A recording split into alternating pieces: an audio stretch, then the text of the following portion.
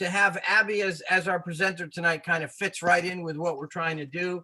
And the fact that we're sharing this evening with Naugatuck Pomperaug, and Elizabeth is here as the president of that chapter. It means a lot to me. So thank you both for being part of this. I wanted to bring to everyone's attention, we're not going to do any more real meeting business right now, but I did want to bring to your attention the service partnership. Mark, if you could put that up for me. Okay, hang on.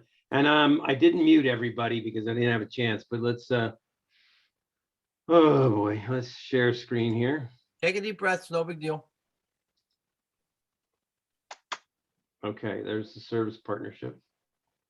Okay, so I just want to reiterate to everybody in the chapter, and also both chapters for that matter, that if you know anyone, be it family, friends, neighbors, just the cop on the corner, the guy who, the fireman who comes to ask you to donate, anybody who is medical, who's armed forces, who is local fire, ambulance, nurses, doctors, Trout Unlimited wants to help and wants to say thank you to what they've been doing, what they always do, but certainly what they've done over the past year. So TU National is offering a 1-year free membership to anybody in the services. So all they have to do is go to TU National. There's a service partnership link. If they want to join Candlewood Valley, it's chapter number 309. I don't know what Pomperaug Naugatuck's number is, but same 281. thing. 281. Mike. 281. So, and if you're watching from somewhere else and you're not a TU member and you're not in the area of either Naugatuck, Pomperaug, or CVTU, just put in your address and they'll assign you your closest chapter. So I just encourage everyone who's listening to encourage people that they know to join.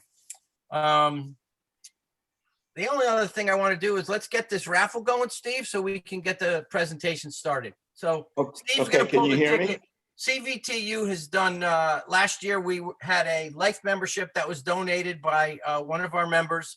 We had it as a monthly raffle. It was supposed to be drawn last June. That didn't happen, so we're just going to draw it tonight. So Steve, it's all yours. Can you hear me? Go for it. Still, you Yes, can? we can. Okay, here we go. Little showmanship here, a little. And Here it Steve's is, already a Star. life member, so we don't have to worry about him pulling in his own ticket. Where's the music? All right, I've stirred it probably 10 minutes altogether, but I'll do a few more right in front of everybody. Okay, here we go. This is for a lifetime.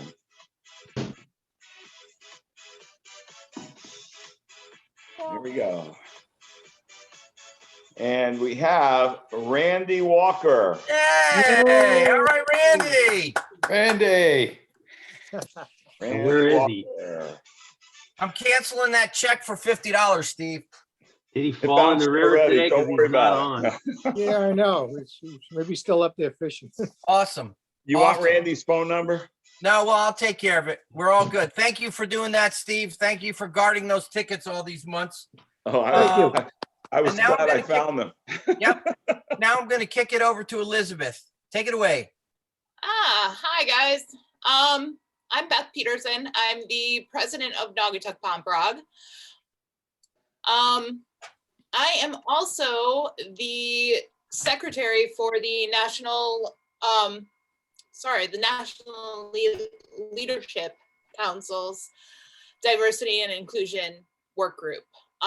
Started 10 years ago, working to get more women into Trout Unlimited. Now we've kind of changed gears and gone for full diversity, and we are in the process of changing the name of the work group to the Diversity, Equity, and Inclusion Work Group.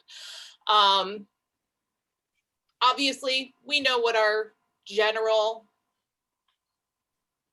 appearance is right now to the public, and we really, really want to work on getting more people of different backgrounds into Trout Unlimited, whether it be on the conservation end or the fly fishing end, or for that matter, really any part of any of those things. Like I said, started 10 years ago. There's lots of amazing women who have worked on and with the work group. Alicia was part of the work group. There's several in the state that have helped immeasurably and are continuing to help. Basically, we're at a place where a lot of our discussions are, we need to meet people where they're at. We need to talk to people on the water. We need to talk to people in the community. Reach out to those veterans and those service workers, and really pay attention to the businesses you're using, the guides that you're using. Embrace the fact that it's not just the old white men anymore. We really need to bring those young people in, or we're not going to have a Trout Unlimited in 10 years. So I'm really excited to have Abbie here with us today. And I'm sorry I didn't get to reach out to you before. Abbie is a U.S. Coast Guard captain and a fly shop owner on Martha's Vineyard. She started guiding in college while attending the University of Montana, completed guide school and has guided in Montana, Alaska, Washington State, and then moved home to open her fly shop her business, Kismet Outfitters. And she guides all over the world during the winter. Really excited to hear what you have to say, Abbie. If anybody has any questions about what we are no longer calling the diversity of initiative, because it should not be an initiative, it should be something we're doing every day. Please feel free to reach out, and I look forward, I'm happy to introduce Abbie and have her share her experiences. Thank you for having me. So Okay, I'm just gonna share my screen. Is that fine? yeah, I'm gonna make sure I give you that capability. Where are you on my little thing? Oh boy, how do I do that, John? Oh, you have to take, I think you have me co-host. You have to make me, eliminate me as co-host and make her co-host. I can do Yeah, that. I think that's what you have to do. That's what I've. Remove co-host permissions. And Abbie, make co-host. There you go. Okay. So. Oh shit. Boom. Can you see it? There we go. Absolutely. Cool. Okay, that works. I love when things work. So thank you all so much for having me. As you guys all know, I own Kismet Outfitters out in the Vineyard.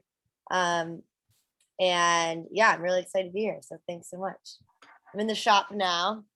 I live above the shop, so it's pretty easy to to be here. But okay, sorry. All right. So I'm sure most of you know, but Martha's Vineyard is about 6 miles off of the Cape. And it's actually really easy to get to. A lot of the time I'll pick people up in Falmouth, or they'll just meet me at the ferry and I drop and pick them off up at the ferry. So you can take the ferry from Falmouth. It's about 45 minutes.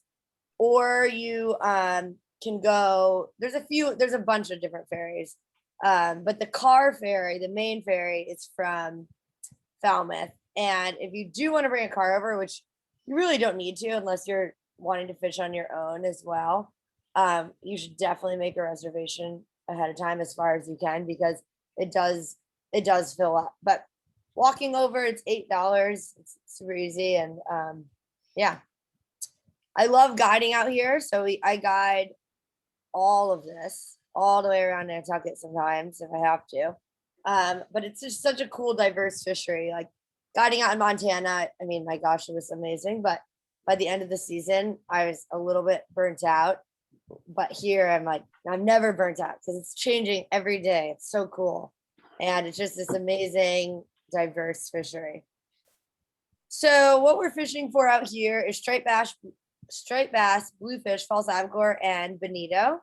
There's a really awesome offshore game here as well, for shark, mahi, tuna. I only run a flats boat, and then a 23-foot Parker, so I don't go offshore much. When I guide off my clients' boats, we'll go, and it's amazing offshore. It's like, I feel like I'm in Montana, but the ocean is just wide open, full of life, and so beautiful. But really, Kismet and we focus on the 4 inshore species. So our season runs, it keeps getting longer, which is pretty lucky, but typically May through October. These past couple years, though, I've been catching Albies all the way into November. The biggest Albies of the season. So we have this derby at the end of the year. The biggest Albies always happen when the derby ends and on. It's crazy. I mean, it's just like bad luck, I guess, but it's actually turning into a longer fishery, which is great. So we're using between 7 and 10 foot or 10 weight rods, and intermediate to sinking line, depending on the season, actually floating as well. So you're kind of using a bunch of different stuff. So May, June, July are flats fishing. And the flats fishing to me is the absolute coolest thing in the whole world. We have flats all over the island, some pretty small and some hugely expansive. So the main thing that you're looking for on the flats is the water temperature. The stripers are most active on it when it's between 60 and 68 degrees. So I've seen stripers on there when it's, 70 or even 71 degrees, which happens by July. But they're not really eating. They behave exactly like bonefish, but harder, in my opinion. Sometimes you'll see a huge school of them, like 50 or 60 fish come in, the water changes color. And those are smaller fish, similar to bonefish. And then you'll see one little shadow, and that's the big mama that rolls through. It's alone, usually.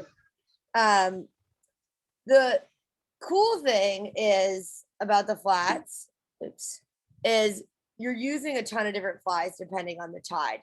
So I really like the crab flies on an incoming tide for most of the flats. Granted, they do change, but on the incoming tide, I really like shrimp patterns, crab patterns, or little gold and tan and white clousers. And those work really, really well. On the outgoing tide, the poppers work really well. And the reason for that, I think, is that most of the flats we have here, it's a flat, like 2 or 3 feet of water, and then it drops off. And on the outgoing tide, all that bait is getting sucked off, and big bluefish will actually hang on that shelf. And if you throw a popper right on that shelf, it's like dry fly fishing for bluefish. It's pretty insane. But my favorite flies are just these little crabs right here. I actually have the same box that I use in Mexico, as I do down on the flats here, which is pretty interesting. This is the beginning of the season where it's organized. By the end, it looks not as pretty, but the beginning of the season, it looks all nice, and you can tell they really like these like neutral colors, a lot of tans, a lot of olive, and then the light pink as well. And so the key with the flats really is that you have to have a super long leader. The fish turn so snobby on the flats. It makes me actually insane. You'll see one nice fish cruising along, you'll cast at it and it will spook. So I use at least a 10-foot leader. I mean, if it's windy, you can cut it, but sometimes it's up to 14 feet, just depending on how windy it is and how good of a or experience of a caster I have on the boat. But a fluorocarbon floating line, 10 to 14 foot leader really, really does make the difference. one thing that I also found helps is if you can kind of figure out how the fish are behaving. And it's hard to get to the flats and kind of wonder or like just sit and watch them for a while. But if you can figure out where they're behaving, they're usually moving from one direction to the other. So they follow a channel in, the deep channel, and then they go off from that. So if you can find the deep channel, and sometimes it's honestly only a few inches Yeah, wait a minute. more deep. Sorry. Oh. A few inches more deeper. But they'll go in that, it's kind of like the highway, and then they'll branch off. And if you can figure out which way they're going, it really does help. So you wanted to get a nice long cast if you can, about honestly like 5, 7, even 10 feet ahead of them, depending on how fast they're moving. One long strip, similar to permit, really. One long strip. So it gets down and settled, the slack is out, and then a one-hand strip and little short strips. Basically, when you're using one of these crab patterns right here, what I do is a one long strip to get it bottom. Some of these are weighted. And then as the striper turns on it, you speed up your strip, basically pretending you're a pretty scared crab. Just put yourself in a fly's shoes. I mean, I would be pretty scared too if a huge fish was chasing me, a shark was chasing me. So you're speeding up. And usually they'll follow it for a while and eat it. The only time I've seen stripers turn, like go out of their way, is on crabs. You can blind cast with clousers and little shrimp and all sorts of stuff like that. But with the crabs, it hits the water pretty hard, and I've seen them turn and follow them all the way to the boat. Abbie, Yeah. are you polling along looking for fish? Are you anchored up, like waiting for fish to come by? Are you following birds? What's going on like So that? on the flats, it depends. So if I'm on the flats boat, I will be, I have a trolling motor or I'll be polling. If I'm in the Parker, which is it draws only 18 inches, but it's just, you can't pull it. I'll anchor and engine off. So the trolling motor makes no noise, but the engine needs to be off. Sometimes I'll even put it out of the water just because it's one less thing and just kind of wait. The way that, so if I'm anchored, I'll find that channel that I was talking about and go near that just because that's their highway. Yeah, and you a lot wait of for the the time, fish. sorry. And then you wait for the fish to come through, Yeah. come by. Yeah. And honestly, I'm so lucky that I grew up or learned to fly fish out here as a child, because it does take a long time to learn each flat. Like some flats, the incoming tide, more so than not, the incoming tide is better. But there are a few flats where the outgoing tide is better. But if you think about it, the bait is getting pushed up through that channel and the fish are kind of following.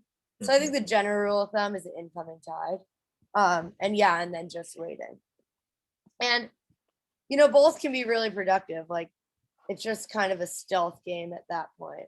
Sure. But they're around. It's pretty cool. So when you're fishing the flats from shore, it's a little bit different, and you can do it for sure. We do it all the time. But the thing that I found is don't get in the water first and stand back from the bank, because a lot of the banks in New England, the grass ends and then there's like a foot drop. And so the stripers many times will push bait right against that shelf. So sneak up on it, slowly cast, and you're at this point looking for ripples. You can see sometimes like they're almost like tailing sometimes, just like you can see the backs of them. But more times than not, you're either seeing a wake or you're seeing changes in the water, either by color or by bait patterns. So if you can find a ball of bait and kind of see which way it's moving, chances are it's moving. I mean, it's definitely moving away from the striper. So you can cast on the other side of that, one long strip and then short strip, speed it up as you get bumped. It's a little bit harder from shore versus a boat just because you don't have that vantage point, but it's so rewarding to me. So this is kind of the bank I was talking about right here. It drops right off. And so you start kind of where this woman is and then cast out. And then eventually, you can kind of find either the channel or a path out. And I fish it like a finger or a hand, so like parallel to the shore, 3 casts, and then work my way all the way around and then move down a few steps. So you can really work the shoreline. It's always worth too, casting a few at the shoreline if you wait out. One thing I found successful is I'll use floating line most of the time in June for the flats. If you're doing it from shore and you're not having any luck, if you put on that intermediate line and go towards the end of the flat where it drops off just a bit, a lot of the time you can bring fish up onto the flat if you're not seeing them. So from a boat, to me, this is my favorite thing in the world. It's like bone fishing. You're seeing them and they change colors when they're on the flats. They turn into this tan color. If you're fishing in the rips and then you catch one that was on the flats, it's a completely different color. It's a tan color. It's really, really interesting. But that makes it harder to say the least, because they really, really do blend in.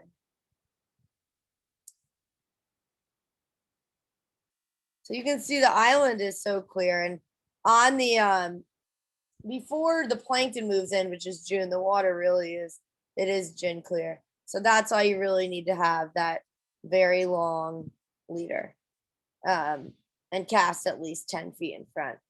These are just some more flats and stripers. So along with the flat fishing on island, we also have these really awesome rips. And so it's, you can do it all of June and then most of July, actually the whole season, but the key is last week of May, June, and early July. Big blues start to move in and the bigger stripers. And my favorite thing, the squid migration. So we get this crazy squid migration in the rips. And it's like a National Geographic ad, literally. Like squid are jumping out of the water, birds are diving down, bass are so aggressive. They're the opposite of the flats. They're just going nuts. I've had clients, we got to show up to the rip and they're like, there's too much seaweed here. Of course, I have something to say. But it's really just squid ink. It's not seaweed. It's just so full of squid. So the rips, this is just like a quick video, but cool. This is what we fish a lot. And at this point, you're following the birds. It's so weird though. Sometimes you get out there and there's no birds. It does not mean there's not fish there. So what you do is I won't stay there forever if I'm not seeing birds, but it's always a shot if it's a nice rip like this. It doesn't matter the tide typically, but it should be moving. It gets really, really rough actually during slack tide because the water is kind of coming from everywhere. But during an incoming or outgoing tide, you can put the boat up on this flat water and then cast up here. And then it's a totally dead drift all the way to about here. And then it's a one-hand strip through this. And right when it hits about here is when you'll get your hit. If you're not getting your hit, that's when you can you wait and put it down. The fish here are so aggressive that you can do this a lot in windier days when you're not on the flats. You can fish this all day. Short leaders, you don't have to even really cast that far. This is a great fishery for beginners because you can kind of just cast up, not that far, into the flat part right here and then let it drift out. This past year, to prove my point of how they're so aggressive here, he's like actually one of my favorite clients, thank God. But he caught a fish. It was a really nice fish. We were doing a photo. I was releasing it and I get slapped by the reel.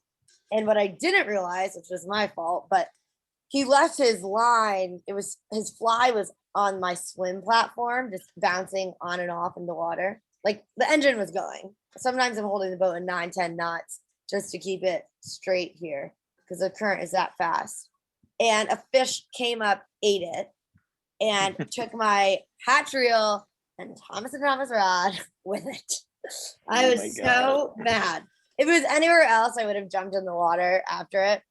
But this is way too much current. I would have, and I see sharks here frequently. So I So let it Abbie, go. you're stemming the tide there. You're at the helm, right? Holding position in that. calm Yeah, water? you really can't leave the helm at all, just because you're kind of teed up to it, so you can stay out of this. When we hook a fish, I'll just put the boat in neutral and line it up with the waves so we can float through it. Because you'll never, I mean, it's so hard to land a fish with the current and the boat, and we'll float through it. And you do end up sometimes getting in this rougher water, but if you're teed up, you're totally fine. But yeah, that's why a deckhand occasionally is like a dream. Abbie, Abbie, one quick question from me. Do you use the squid patterns that have like a big cork body for the front of the fly? Sometimes, yeah. So in this water, the poppers, or that what you're saying, is amazing. And so when I have a popper, I'll skid it, I'll let it drift. I'll, be stripping a little bit, one hand stripping, right when it gets about to here, really go crazy with the popper. And it's the most fun thing in the world. It's so cool. Cause it's literally like dry fly fishing. I've had bass come through the wave before it, literally come busting through the wave Yeah. to get to the squid fly. It's amazing. I know, they're like surfers. It's so It's cool. amazing. Yeah, it's incredible. It's an amazing time of year. So besides for the squid, which I'll show you, but we have tons of sand eels here as well. So if you're not seeing birds, which the birds are so weird, sometimes there's so much bait in the water and they're not there, you're looking for sand eels. Honestly, when it's June and early July and there's this many sand eels in the water, I'll put on a squid because it's different. This is almost too much bait.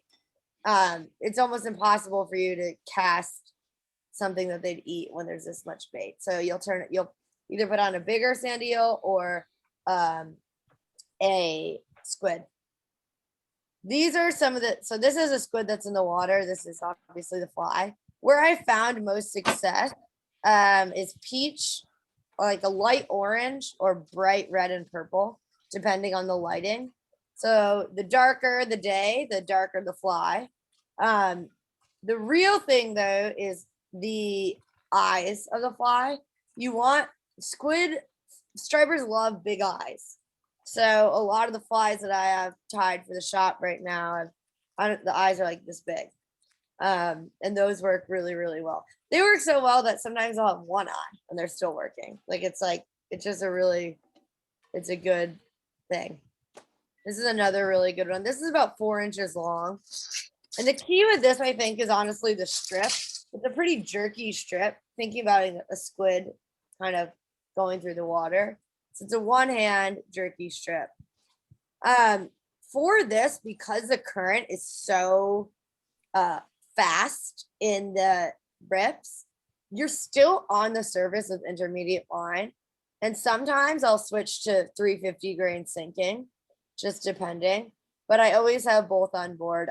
You can get away with floating, but intermediate or 350 grain sinking is really kind of the way to go, because once it hits the waves and you let it go down, it can get just a little bit below the surface.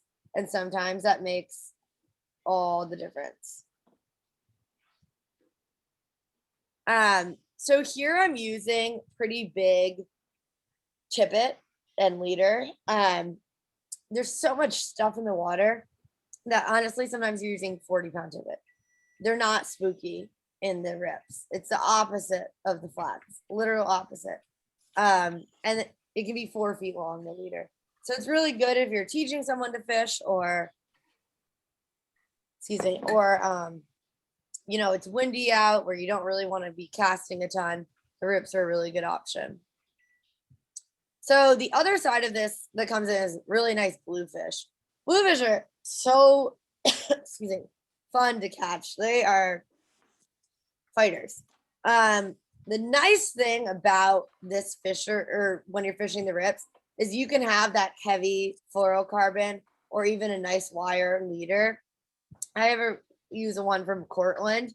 It's a tieable wire tippet, and I'll add like 6 inches of it to the end of my leader, just in case we do catch a blue. Stripers aren't spooked by it either in the rips on the flats, so never touch that, but in the rips. And it just ensures that you'll be able to catch bluefish. They are so strong though. Like this year we caught it, or maybe it was last year, we caught a huge bluefish. It was huge. It was like 15 pounds. And we got it to the boat and the guy cranks up on it like I would have too. And the rod snapped and smacked me in the face. And I had like a cut for like 2 weeks on my face from this because it was so powerful. It wasn't the best luck, but they're just super, super, super powerful fish. I'm sure a lot of you have caught bluefish, but just forewarning that their teeth are crazy. I have to replace my net basket many times a year, and I have scars all over my hands from these damn fish, and toes actually as well. So black sea bass is another thing that really they've been around here for a while, but the last few years it's been crazy. Usually what happens is it's mostly after a bluefish blitz. The black sea bass, who are usually, hanging more towards the bottom, will come up. And this is not scientific, this is my own thing. I think it's because bluefish are such messy eaters because they're so crazy that they're kind of just eating what the bluefish leave behind. But this year in particular, we have caught more black sea bass on the surface than ever before. There was a time this fall I was fishing over in Elizabeth, and there was a blitz of black sea bass. I raced over thinking it's Bonito, and it was just black sea bass, like dolphining. It was the craziest thing. But they'll eat the same things that stripers and bluefish will eat, and they're really, really delicious if you're into eating your catch. They're super sustainable, and they are great for ceviche. So as we get into July and August, this is like the only time all summer that I don't dread, but it's actually fire alarm, so just ignore that. My husband must be cooking upstairs. So you really have to kind of give up on sleeping because you really have to fish in the early morning or late at night. They're pretty sensitive to the light then. I got it. Okay, good. So during this time, it's still very fishy. We're still fishing all the time, but you do have to work harder for it. Like I'll do full days all year except for the last 2 weeks of July and maybe first week of August. It's really like super early morning trips or late. So the key with this is you can still fish in the from shore, but you're looking for deeper channels with a lot of current. The good thing about this time is that there's a lot of bait also moving in, and it's kind of setting up for the rest of the season. So it's kind of like the breather period, right? Where like you can see that it's stacking up and getting better. So we're using sand eel, squid still, alewives, peanut bunker, and silver sides. This is when I'll put on heavy sinking line. You're not going to get fish off the surface for those 3 weeks. You're not going to get them at noon. You really have to have your heavy sinking line, your good tippet, like pretty heavy tippet, and kind of let it sink. But this is when these will start to set. You'll get a bunch of these little guys, these bunker. And every year it seems like there's more and more of them. And the Albie season on the island has been getting better and better. And I think it's because the water is getting warmer and more fish, more bait are moving in and setting up for a really, really good fall. The key here is the fly color.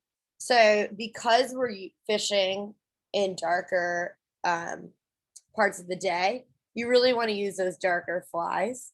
So if I'm getting to the mid-morning, I'll maybe tie on something like this and it's a bit lighter.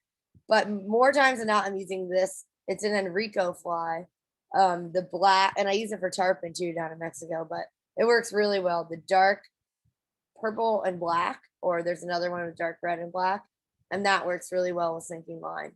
This one also works well. I even actually use a darker olive one, but it's pretty dark colors. So you're looking for places to go. If you're looking at a chart, you're looking for places with a lot of depth.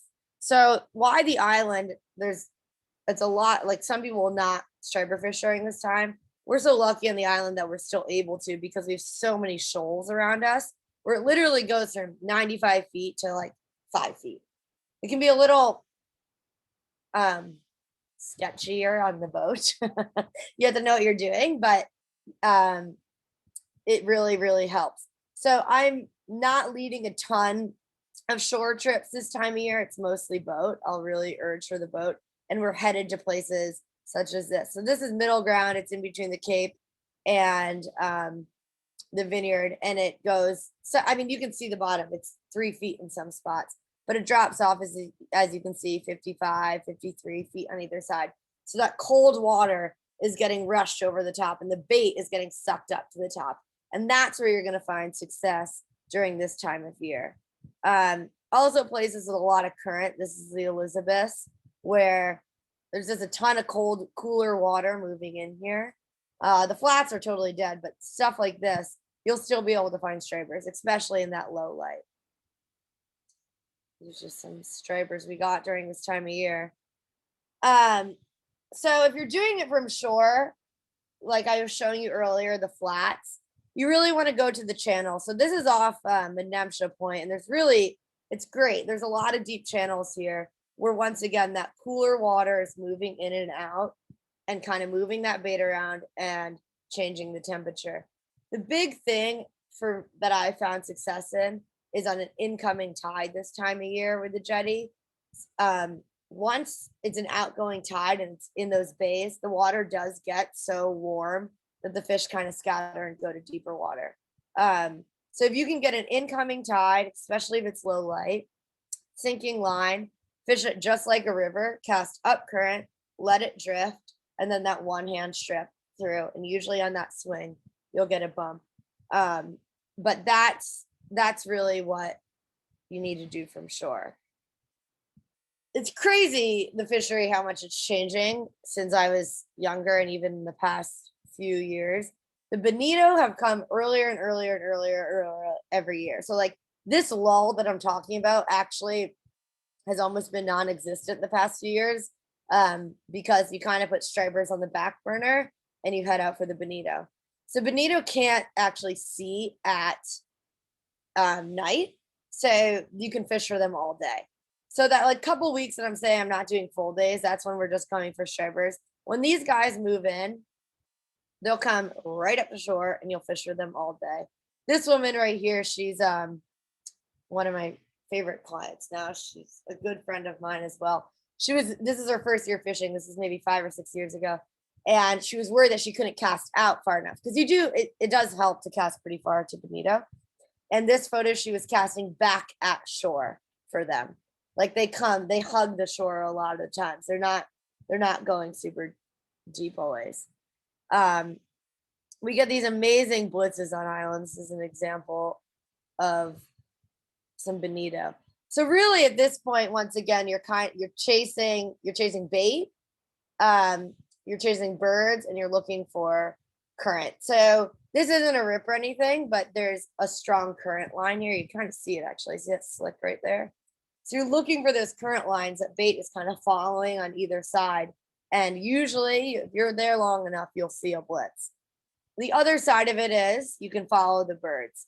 My biggest pet peeve in the entire world is the run and gun method, because if you can find a current line and you can figure out where the fish are and kind of hang out in that area, of course it's run and gun sometimes, but a lot of the time they'll put the fish down.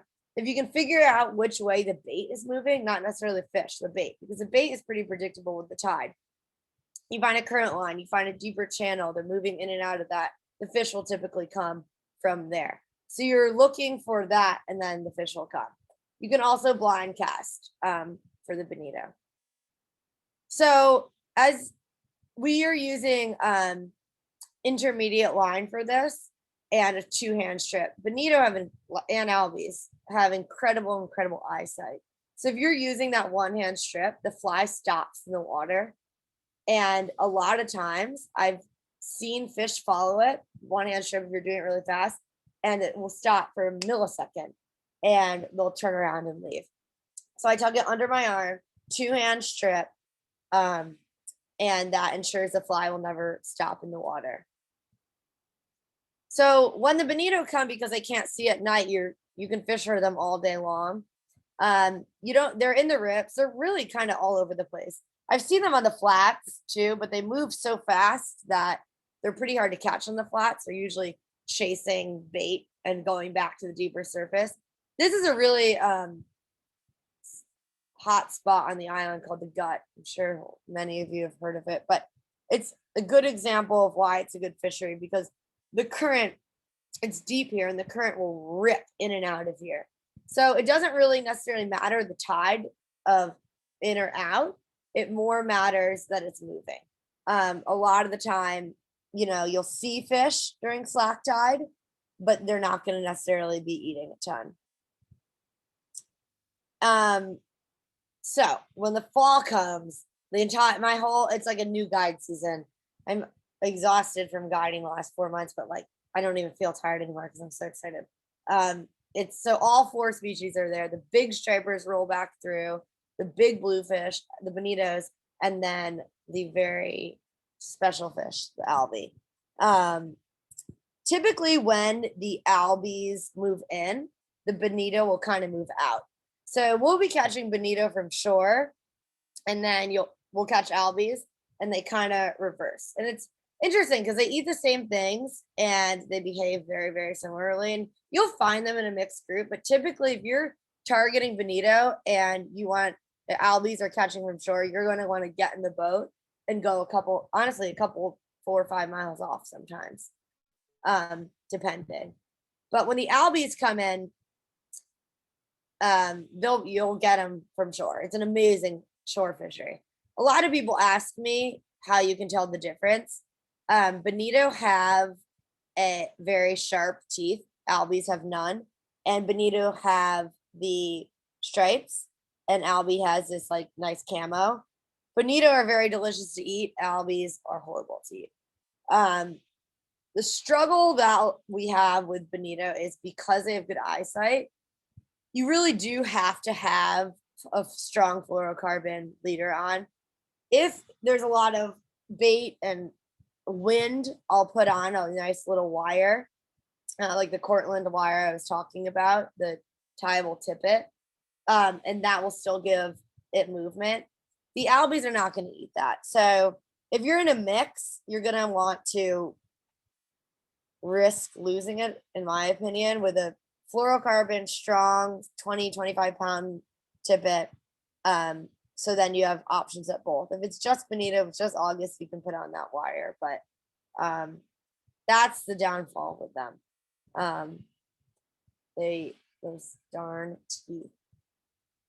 So the striper flies we use can get up to 6 inches. These are small. Albies and bonito don't eat very big fish, and it's a pretty easy fly selection, in my opinion. I really only use white or pink. Sometimes chartreuse, but white and pink, or just pink or just white, work really, really well. We have my dad tied these flies for us at the shop this year. We called them Raleigh's Reel Melters. His name is Rollin. And that was the killer fly. It was a bonito bunny with red eyes and a little sparkle. And that's all we got fish on. It was so, I had trout fishermen come on the boat and just shocked that I just kept tying on the same fly, because trout fishing, I was changing flies and stuff, but it works really, really well. That being said, they're albies and they're a pain in the neck. So sometimes you'll be casting into them on your intermediate line and they're just not eating anything. The secret I found to that is if they're not eating your fly, they're eating something very, very, very small. So put on your tiniest, I mean, literally half an inch long fly, and very little sparkle, just a very basic, like boring fly. And that's where I found success. I'll even cut these sometimes in half, and that's how I find success. And so when you're not getting an Albie, even though there's tons of them around, that's a really, really good way to try and get them. One thing about Albies and Bonito, they don't have a swim bladder. So they'll bring you to your backing 4, 5, 6, 7 times as long as you let them. The problem is they can't recover from that. So I only guide with 10 weights, sometimes 9 during Albie season, just because you can really crank them in and get them in faster. So their chance of survival is better. I also will hold them in the water and run water through their gills and then pick them up and slam them down, and they're fine. A lot of the Cape, we don't have a huge seal problem yet, but it's getting worse and worse every year. And the seals will follow your boat and wait for you to release that Albie if it's not done fast enough. But they're, yeah, I'll kind of like this, rush them right back and forth. So if the Albies aren't eating, or you're just not seeing them, but the last 2 days you did, or the tide is a good tide and all that. One thing that I found a lot of success with is putting on a very heavy sinking line and letting it sink to the bottom and then stripping it up fast. And I'm doing my 2-hand strip under the arm, and I put on a little squid. So this is a pretty small squid. It's only about 3 inches long, maybe 2. But the squid are rolling back through at this point. And sometimes that's what you need to do. Another thing, if there's a ton of bait in the water, peanut bunker, silver sides, all this, if you put on a little squid in all that, then that could be the difference that they need. So Albies are super, super picky. They're worse than stripers on the flat sometimes. But just changing it up, I always go back to the squid. But that's a really good trick, is letting it sit for a minute on the bottom and then stripping up as fast as you can with the squid, and you'll sometimes pull them up. The cool thing about the island in the fall is there's just so much life. This we see all the time. Not all the time, but a lot. There's dolphins flying about.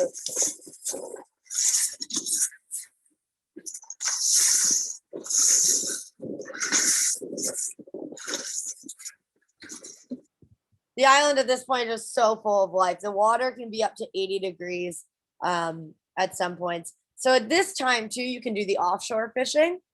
And so, like I was saying, I don't do a ton of this just because I run a small boat, but I guide my clients in their boats offshore.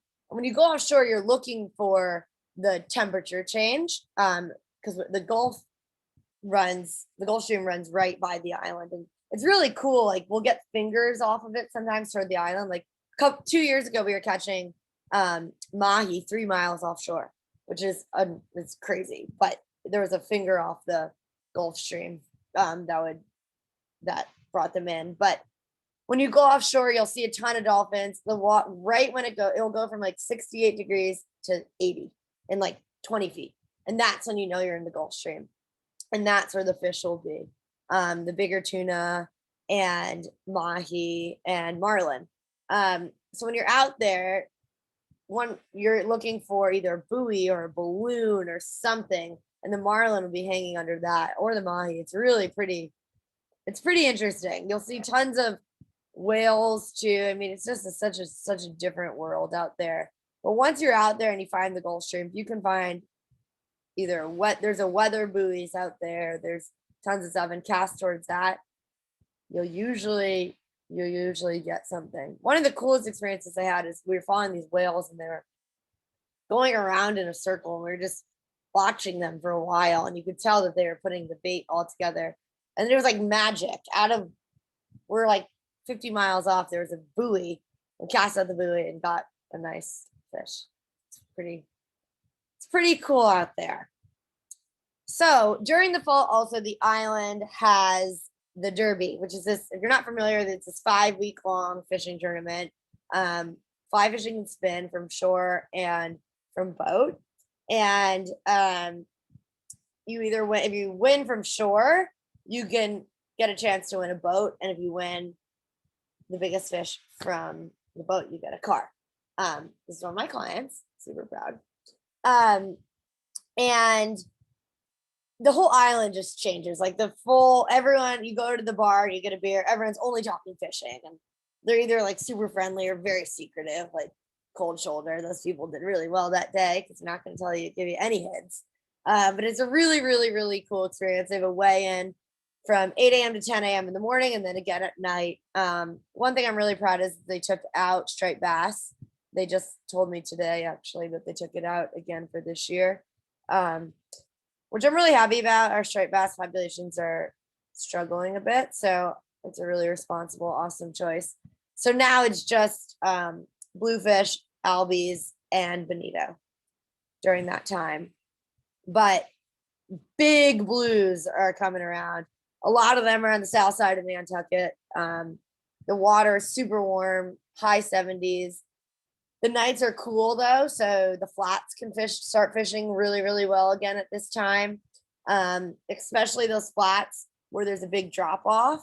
So instead of fishing those huge expansive flats that I've been fishing in June, I'm looking for the ones where there's a drop off because you'll see it's deeper enough that they can stay in that cooler water and then come up. And that's really when you're wanting to fish the incoming tide.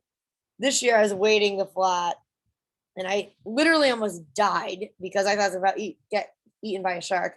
A huge seal came sprinting right by me. I jumped in the boat. I was so scared. My client thought I was a nut. And then behind the seal were like a whole school of Albies.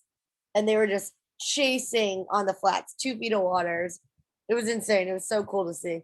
But you're not fishing for those typical on the flats, but the bigger stripers will come back up on the flats during that time. The key with the success in the fall, because the water clears up again, it hasn't been as clear, throughout the whole season, is that 2-hand strip. I don't even do a 1-hand strip at all. Stripers, bluefish, anything during this time. It's a 2-hand strip. And then I use my Thomas Exocet 350. I really like that because it helps a lot with the wind. It's a pretty windy time of year. And then 350 sinking line. And I use that for almost everything. If I'm on the flats, I'll use intermediate, but it's a super versatile setup. And you can get in the rips and get the current lines, you get everywhere, and all the fish will eat them. So yeah, that is fishing the Vineyard. And I hope you guys can come out at some point. And yeah, if anyone has questions, I'm all ears. Yeah, so either, if you want to ask a question, you can unmute yourself and or you can put it in the chat window. Either way. Ab, I got a question for you. Yeah. So, I think a lot of us are on Instagram and Facebook and, catch and release forums. And there's been a lot of talk this week, especially about the striped bass stocks and about the possibility of a moratorium and the possibility of, the fights that there's going to be between charter captains and commercial fishermen and recreational fishermen.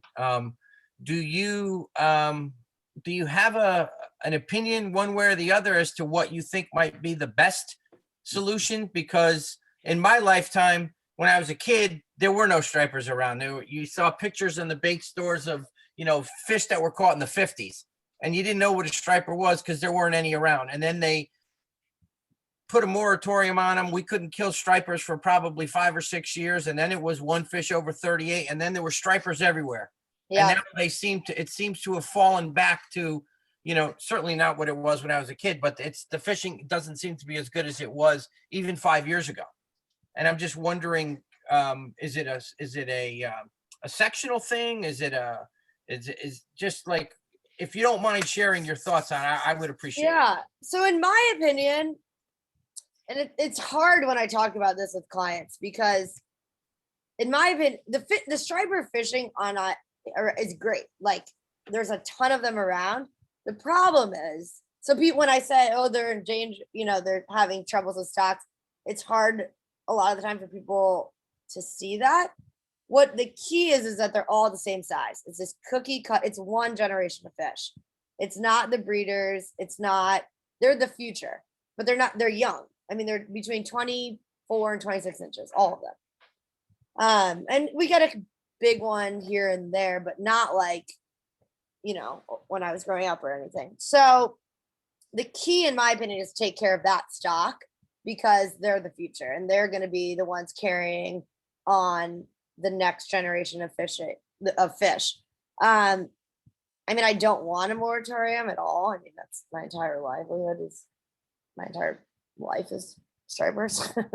But I don't know what's going to happen. I mean, we need to really take care of this stock. I only do catch and release. I think the slot limits this year helped a lot. I think the two main things that's happening, it's great. Recreation fishing is growing. It's one of the fastest growing sports in the outdoor industry, actually. It's the education side of that needs to happen because sure, like there's all these laws, but if you don't know them or you're not practicing them, then they don't do much. So I don't really think it's a commercial fisheries as much as recreation, which is a hard thing to manage. But there's a lot of talk. I mean, I'm glad the Derby took him out finally. I fought hard for that one. So that's a step. I mean, there's awareness. It's just, it's not good. Well, thank you for your frankness. I didn't mean to put you on the spot, but it's always interesting to hear, for lack of a better word, from the other side. Yeah, I mean, it is just interesting. Like, there's so many of them around, but they're literally, like I was saying, like the same exact size. So it's something's going on. It's crazy. Yeah, we get a lot. A lot of us fish for stripers in the Housatonic River, and you might get 50 in a day, but most of them are between 18 and 22, 4 Right. inches. And I think that's the struggle though, right? Because people are getting all these fish and the stocks are great. But if you really think about it, it's one stock and they're such slow growing fish. I mean, they live up to 40 years old. So they're not breeding, they're not fast. That's the problem. But I have a question for you. yeah. So you probably take out a lot of people who are beginners and not really familiar with boats. So imagine going out on a day where it's blowing, 15 knots and the wind's against the tide, you're fishing the rips. How do you minimize people getting seasick? I am like, for some reason, I can't. You think I'd be used to it by now? Like Alaska, there was not one day when someone didn't get seasick. You think I'd become a little immune? I'm so queasy about it. So you don't. I mean, you really can't. Like, we're in the calm part of the rips. We'll always go out there if they get seasick. The nice thing about the island and being on an island is there's usually a lee side. So you can kind of get tucked up in somewhere where they'll be okay. I have a few clients that get so seasick, and on those days we'll do shore trips or we'll go up in the bays and stuff like that. But it's ironic. One of my clients who's a diehard fisherman gets more seasick than anyone else ever. And it's like but you just have to keep that boat in that calm water and do the best you can. But it's a bummer. I hate that. Can certainly destroy someone's outing for sure. Yeah, it's just I just feel so bad. I mean, it's awful, especially when the fishing is so good and then we leave. But you can get to that. It might be a rough way there, but if you can get to that lee side, you're usually pretty protected. There's usually a place that's protected. If you're into underwater photography, I've found it really helps get the fish in close. Yeah. Only you, Mr. Walker. Only you. Abbie, when's the boat go in the water? Probably April. So I can get a couple weeks in before guiding. I don't pick up until guiding really until middle of May. Okay. But I mean, I'll guide before then, but kind of with the disclosure, like it's early. So Do you have openings, or are you full from like January on with repeat work, or do you have any times available? Yeah, so I have time still in the fall. June is almost fully booked. I have a couple days left. Half days I can usually figure out something. Beginning of July, before that lull, is still pretty open, but June is pretty. I maybe have 2 trips left in June or 3. But I can always make it work. Some days I'll do 3 trips in a day just to get everyone out. Abbie, when you say it's early, that's because like the fish are coming from the south. Is that it? They have to show up? So we'll get a huge run of schoolies. I mean, we'll get them early as April, but May, and then we'll get schoolies, and then exactly. They're just making their way up the coast. Then they hang out and they go farther north, and you get them on the way back too, or how does that work? We're so lucky. We get them the whole time, and I think that's because, I mean, we're in the middle of we're an island, which helps, but we just have a lot of spaces for them to be. We have that super deep water. We get a ton of bait. We have a huge squid migration, which is crazy, and the squid will kind of stick around. So there's enough spaces where they can kind of set up for this season. Where a lot of places they'll run, you'll get them on either end. Yeah. But once they're here to stay, which is cool. Ab, are your trips during the squid migration, is that when you're already all filled up? Yeah, but I can usually make it work. Like I can't really do, I maybe have 2 or 3 full days left, but half days, there's availability for sure. And you said you have time in the fall. Yeah. Yep. September will fill up though by end of June, I think, usually. Okay. So usually when people come they'll come June and then again in September. Just because those are the absolute best times on island. The island is fun. Like, I mean, I love the tourists, they fuel the shop, but that's when the tourists are gone, and it's really just fishing. I run an Airbnb above the shop. I'm living in it right now, but this summer I won't be. I run an Airbnb above the shop, and so a lot of clients will stay there and make it a whole event, which is pretty fun. And how many people do you take on the Parker at one time? So I can take up to 3. Ideal is 2 though, just because then one person can fish off the bow and one person can fish off the stern. If you have 3, you have to rotate. Those flats boats, it's anywhere. It's like the Bahamas or anywhere you go.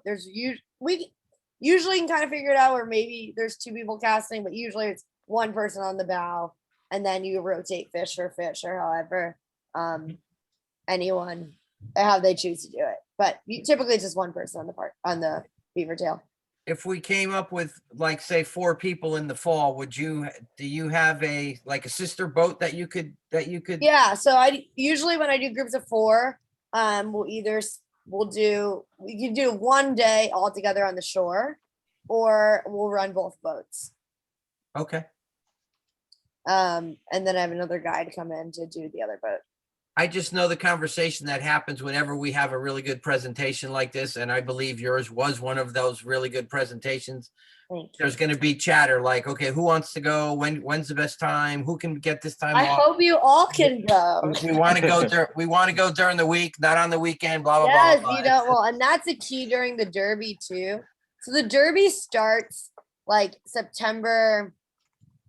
I don't know what it is, 13th or something like that. Usually it runs till October 18th or 19th. The fishing is still great before and after that. And it's a world of a difference. Or you can do midweek. But the Derby, it gets busy, especially from shore. But in the boat, you can always find spots. But yeah, if you don't want to deal with that before or after the Derby, it can be quite good still. Cool. It's so fun. Oh my gosh, it's such a fun fishery. I can't wait to show you guys. It's awesome. I mean, I also, have a quick question. Yeah. We talked a lot about flats fishing at the beginning, and I saw a lot of pictures of people that looked like they were stalking around What proportion of your time do you spend pulling around and fishing from the boat versus stalking around? And what are the pros and cons of each from just an experience standpoint? So I personally like, some people love the shore because it's like the purest way to ever fish for sure. And it's a lot harder. I love the boat just because you have that vantage point where you can actually see them. So even if you're not like casting super well that day or the fish aren't eating or whatever, you're seeing them and seeing how they behave, which makes it a lot easier to catch them. Usually they kind of go in with a pattern. Like I was saying, they like will go in a channel and they're not like swimming everywhere. They're usually either going left to right or right to left. And once you can figure that out, it really does help. So that's what I like the boat about, is like you have time to turn off the engine, chill out for a second, see how they're behaving, and then mimic that behavior.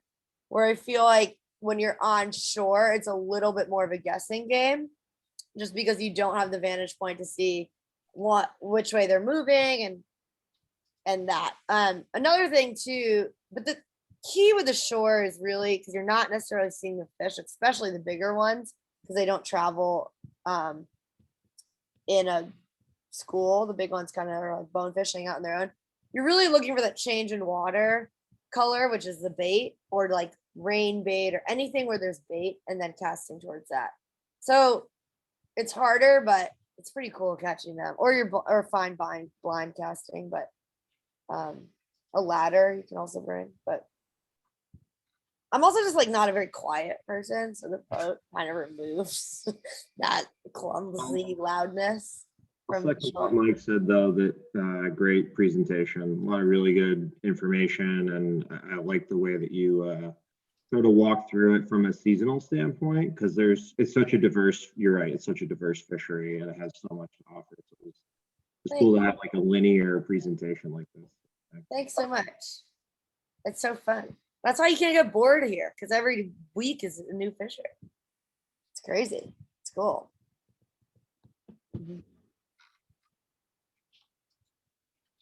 Does anybody else have any more questions for Abbie? And if you think of any too, my email is just my name, Abbie, A-B-I-E, that's a key, at kismetoutfitters.com, or go to my website and just shoot me an email. My number's there too, so just give me a call if you have questions. I'm happy to answer, especially this time of year. It's nice and slow. I'm a little bit of a psychopath, but Well, Abbie, thank you so much. And unless anybody else has any more questions, I really enjoyed your presentation. I enjoy your enthusiasm. And Matthew and I have already texted each other back and forth about getting together and getting a trip on your boat. So I know I'm probably going to hear from the two Daves and from John and from Mark. And I have all the equipment. You just have to show up and we'll get some fish. It'll be so fun. That sounds awesome. Nice. Thank you very much. It's a great experience. Thank you. And call me, you guys, if you have any questions at all. Hey, Abbie, just hang on just a couple seconds after we get done here. I just wanted to run something by you. Great. Okay. Thank you. All right. Thanks, Abbie. Bye-bye. Everybody. Thank you all.